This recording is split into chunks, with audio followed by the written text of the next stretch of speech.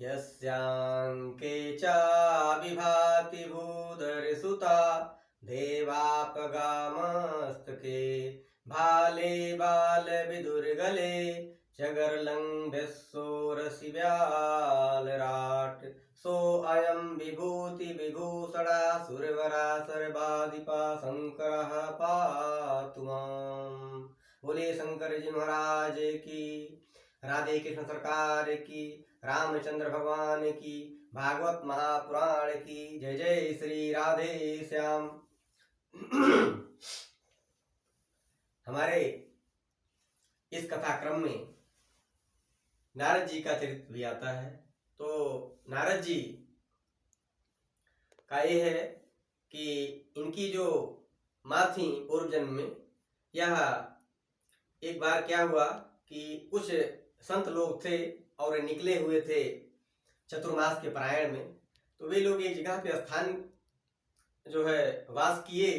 तो वहां पर इनकी माँ जो है दासी का काम करती थी और ये साथ में जाया करते थे। तो एक दिन क्या हुआ कि जो संत महात्मा भोजन किए थे उस थाली में भोजन कर लेते हैं और उनसे क्या होता है, उनको जो है धीरे धीरे अनुराग हो गया कथा में, और वो भी जब कीर्तन होता था वो भी सुनने लगते थे। उस समय इनकी अवस्था केवल 5 वर्ष की थी। अब क्या हुआ कि इनकी माँ एक दिन शाम के समय एकदाम निर्गताम गेहाम दुहंती निशिगायम पथि सर्वोपदस अल्पदा स्पृष्टा कृपणाम काल चोदितः। क्या हुआ कि ये जा रही थी और रास्ते में इनका स्पर्श सर्प से हो गया और सर्प ने इनको काट लिया, इनकी माँ को, और सर्प दंश के कारण इनकी माँ का निधन हो गया। अब चूंकि नारद जी को कथा का ज्ञान हो गया था और कथा भक्ति में ये लीन हो गए, तो इनकी सोचने का जो शक्ति थी, जो सोचने का तरीका था, वो बदल गया। और इन्होंने कहा कि हो सकता है भगवान की इसमें भी कोई माया हो और हमारे लिए हितकर है, क्योंकि जो भगवान के हम लोग सभी संतान हैं और कोई भी पिता माता अपने पुत्र पुत्री का कभी भी बुरा नहीं सोचता। तो उन्होंने कहा कि परमपिता परमेश्वर के हम बच्चे हैं तो हमारे प्रति वे सकारात्मक ही सोचेंगे। हमारे कर्म में कोई खोट होगा, प्रारब्ध संचित और क्रिमार, हो सकता है कोई कर्म प्रारब्ध बस हमारा ऐसा ना रहा हो। माँ का संग यहीं तक था। उसके बाद जो है कुछ दिन बाद जब ऋषि वहां से जाने लगते हैं जो चातुर्मास के पारायण पर थे, तो उनको ज्ञान देते हैं नारद जी को कि बेटा कहीं भी कथा सत्संग मिले तो कथा का सत्संग में जरूर रहना, और जो भी कुछ संसार में होता है सब हरि इच्छा की कृपा से होता है, क्योंकि हरि इच्छा भावी बलवाना, हरि इच्छा भावी बलवाना, हरि इच्छा भावी बलवाना, सुमिरत संत सहज जह ज्ञाना, हरि इच्छा भाव। हरि की जो इच्छा है, भगवान की इच्छा, वो बलवान है। तो इस तरीके से उनको भान होता है और वो क्या करते हैं फिर नारद जी, वे या इस घटना के बाद वो घर छोड़ देते हैं और उत्तर दिशा की तरफ जाते हैं। और उत्तर दिशा में क्या होता है, जब जाते हैं तो देखते हैं जो है कुछ जगह विनष्ट हुआ चीजें देखते हैं, कुछ वहां प्रकृति की सुंदरता देखते हैं, अनेक प्रकृति की अनेक रूप रंगों का सेवन करते हैं। भगवान मानो यह जब बताना चाह रहे हो कि बेटा इस संसार में सुख दुख प्रेम ईर्ष्या घृणा द्वेष मत्सर सब कुछ मौजूद है। अब आपको क्या अच्छा लगता है, आपका स्टेट ऑफ माइंड किसमें लगता है, वह आप डिसाइड करो। तो नारद जी आगे बढ़ते जाते हैं और उनको जो है एक नदी मिलती है, क्योंकि काफी दिनों से वो खाना नहीं खाए थे, भोजन नहीं किए थे, प्यास भी लगी थी। उस नदी में उन्होंने स्नान किया, आचमन किया, भगवान सूर्य को अर्घ दिया, उसके बाद जल का पान किया, उनको कुछ शांति मिली। वहां एक पीपल का पेड़ था, उसके नीचे बैठे और जैसे उन्होंने ऋषि मुनियों ने उनको बताया था, वहां बैठ करके वो भगवान का ध्यान करने लगे। और जैसे ही निर्मल मन आपका होगा तो भगवान आने में देर नहीं करेंगे। दिक्कत क्या है, हम लोगों की कमियां हैं। हम लोग क्या करते हैं, एक साथ सारा कुछ करना चाहते हैं। ऐसा नहीं है। आप 2 मिनट निकालो, कुछ समय, कम से कम समय निकालो, लेकिन उतने समय केवल भगवान के रहो। उसमें कोई प्रपंच नहीं, कोई माया नहीं, कोई जाल नहीं, कोई बनावट नहीं। क्योंकि भगवान हमारे कैसे हैं, पत्रम पुष्पम फलम तोयम। जो व्यक्ति पत्र से, पुष्प से, फल से, और हमने पुत्र जो है पत्र पैदा नहीं किया, पुष्प पैदा नहीं किया, फल पैदा, ये सब प्रकृति ने हमको दिया है फ्री में। इसके लिए हमने कोई कास्ट नहीं चुकाया।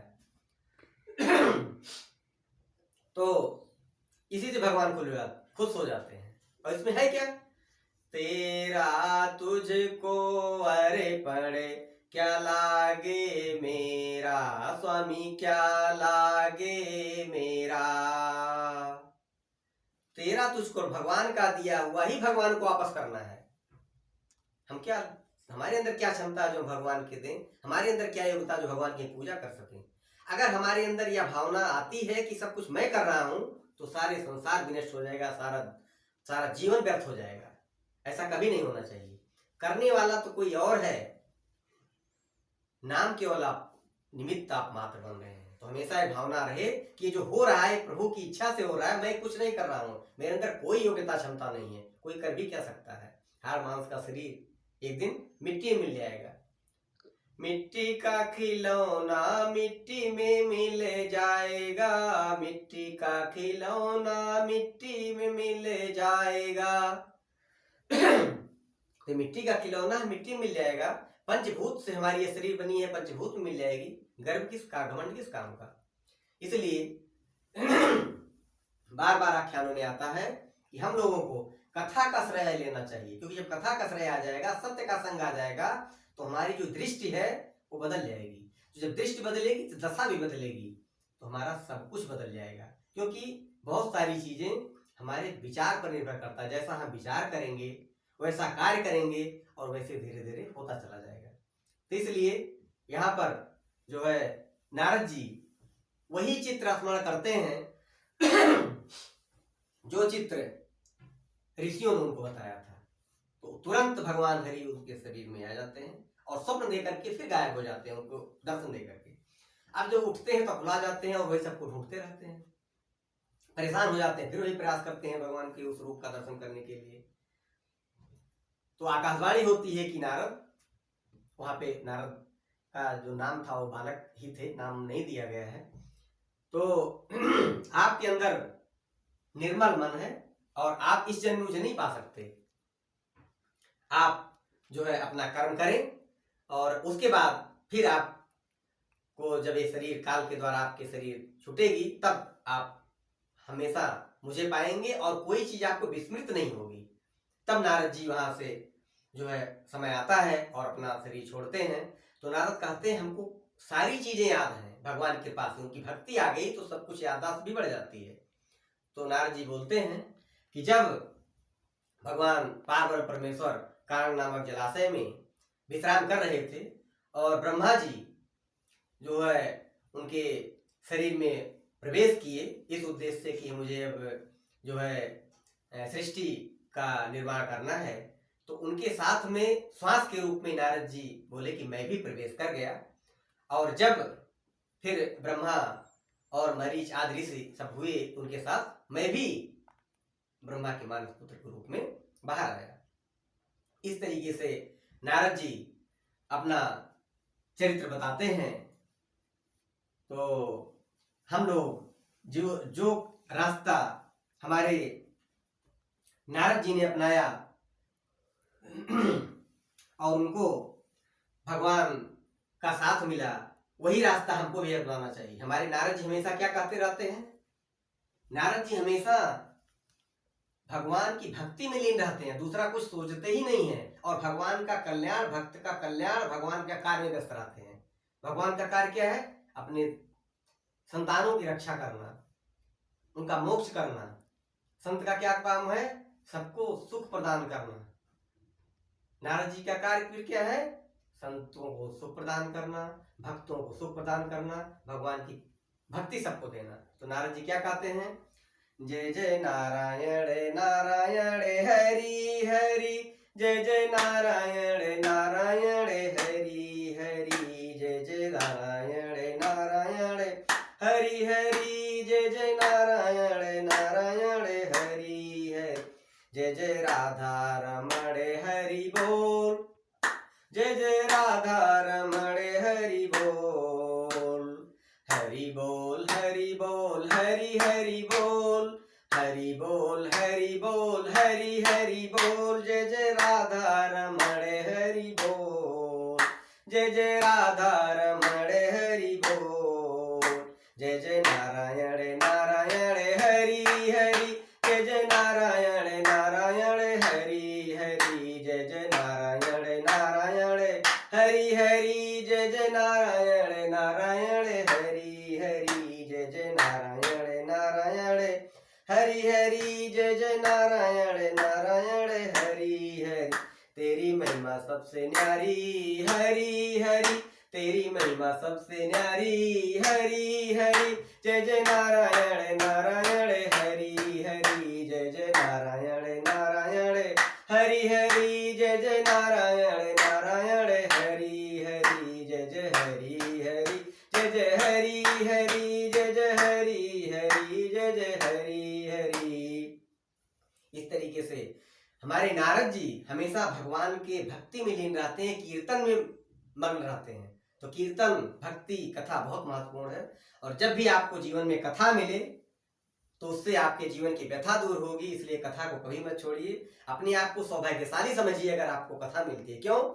कोटि जन्म समुत्थेन पुण्येनैव तुलभ्यते, करोड़ों जन्मों का जब पुण्य उदय होता है तब आपको कथा मिलती है।